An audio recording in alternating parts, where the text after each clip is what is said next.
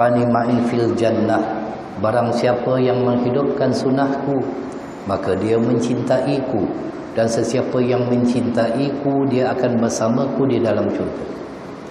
Adalah menjadi kewajipan bagi mereka yang menunaikan solat mempunyai akhlak yang terbaik. Mereka bergaul dengan masyarakat penuh lemah lembut dan bertolak ansur, pintar dan berakhlak terpuji. Kedudukan mereka di kalangan masyarakat seperti bunga yang berkembang mekar, berbau harum dan lembut. Mereka bersikap penyayang dan merendah diri. Ada sifat tawaduk, ada sifat merasa diri itu kekurangan dan tidak berbangga dengan apa yang dia ada. Kerana segala yang dimiliki itu adalah datangnya daripada Allah Subhanahu Wa Taala. Ini kerana mengucapkan perkataan yang baik adalah hasil daripada akhlak yang terpuji.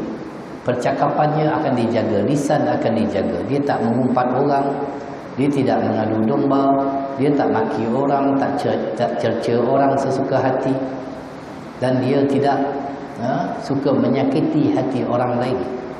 Manakala pengucapan perkataan yang buruk merupakan hasil daripada akhlak yang keji. Kerana tidak menyempurnakan solat dengan benar, maka solat itu tidak akan dapat menjadi benteng bagi dirinya untuk dia melakukan sesuatu yang baik apabila dia bergaul dengan masyarakat. Ini juga yang disebut datangnya daripada hadis bahawasanya orang yang menyempurnakan dan memelihara atas sembahyangnya, rukunnya, segala disempurnakan. Daripada bermula dia mengangkat takbiratul ihram, rukuknya, iktidalnya, sujudnya, duduk iftirashnya, sehinggalah dia memberi salam dengan bacaan-bacaan disempurnakan. Begitu juga dengan wirid-wirid yang warid daripada hadis Nabi SAW disempurnakan, tidak dipotong-potong. Maka keluarlah sembahyang itu putih bercahaya. Putih bercahaya-cahaya ini disebut dalam kitab Munyatul Musalli oleh Al-Imam Syekh Daud Al-Fatani hadis ini. Dan berkatalah sembahyang itu kepada dirinya, telah memelihara dikau Allah seperti barang yang kamu pelihara kami. Kita dah memelihara sembahyang itu, maka sembahyang itu akan menjaga kita, akan memelihara kita.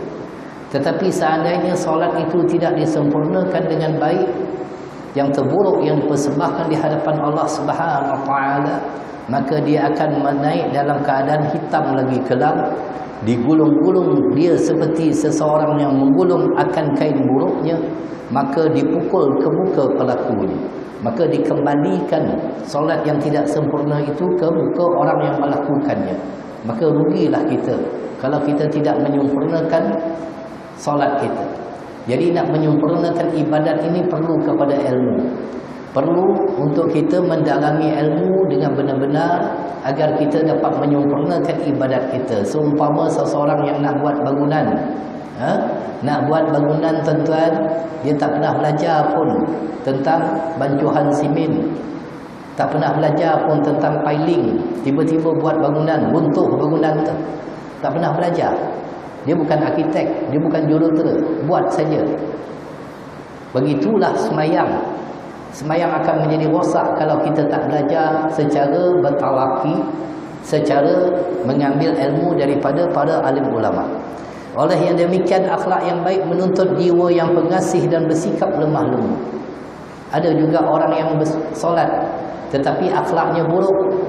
Dia suka maki orang, bawa kereta, cilok sana cilok sini, tak sabar. Kalau ada orang yang perlahan depan dia, dia horn, maki pula orang. Ini bukan akhlak orang yang semayang. Baru-baru ni kita lihat sendiri berlaku, disebarkan di akhbar, disebarkan di mana-mana sekalipun, pergaduhan di sebuah masjid di Pantai Dalam, gara-gara perkahwinan. Saya tak nak sentuh tentang apa sebab tak, tapi kita nak sentuh tentang pergaduhan itu berlaku di rumah Allah. Apakah ini ciri-ciri orang yang sembahyang? Bergaduh di rumah Allah, tak menghormati rumah Allah, tidak beradab di rumah Allah. Apakah ini ciri-ciri orang yang sembahyang? Kalau orang itu sembahyang, dia akan menjaga. Itu sebab kita tak boleh nak menukar peribadi kita, tuan-tuan.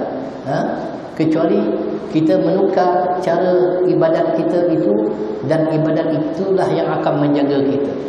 Kerana seseorang tidak mampu untuk mengubah peribadinya dan tidak mampu untuk melakukan ketaatan kepada Allah, sebagaimana kalau kita faham la haula wala quwwata illa billahil azimul azim, tidak ada daya kekuatan untuk aku melakukan ketaatan tanpa izin daripada Engkau ya Allah.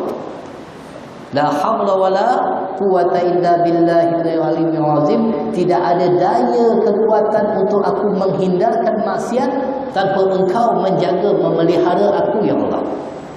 Itu sebab baginda Nabi SAW dididik oleh Allah Subhanahu Wa Taala di zaman remajanya.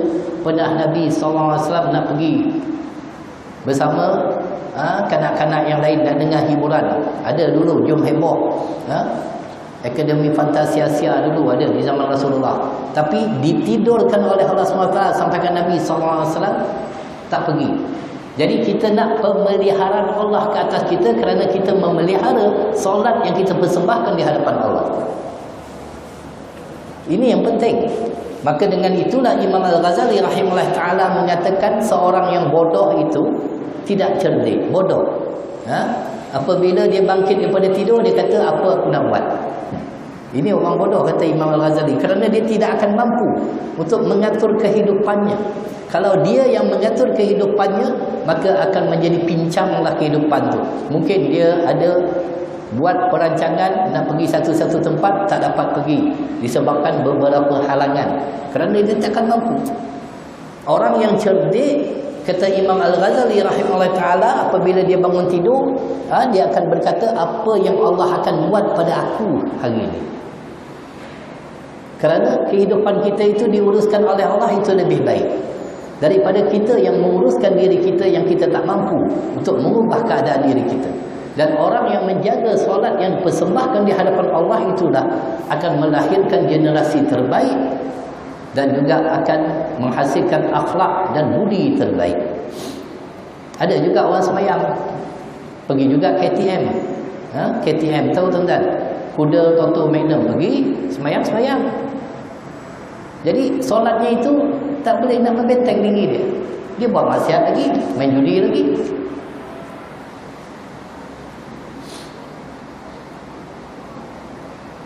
Akhlak yang jahat pula menuntut sikap benci-membenci serta saling membelakangi antara satu sama lain. Mengumpat orang lain, ghibah, mengadu domba, telefon, hasut sana, hasut sini. Ini akhlak yang buruk. Akhlak yang baik adalah sesuatu yang tidak dapat disembunyikan kelebihannya di dalam agama. Adalah menjadi kewajipan bagi setiap individu muslim menzahirkannya, iaitu menunjukkan akhlak yang baik. Kepada siapa yang kita nak tunjukkan akhlak ini? Kepada Allah, bukan sesama makhluk. Kepada Allah. Tunjukkan kebaikan kita itu kepada Allah,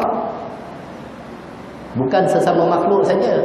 Kalau nak tengok orang baik, tuan-tuan datang masjid, memang orang baik belaka. Tapi keluar pada masjid,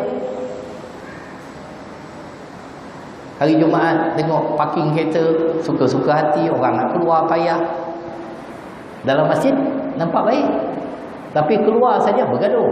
Parking kereta, sampai pecah cermin orang pun ada, tumbuk pun ada. Jadi macam mana akhlak yang baik?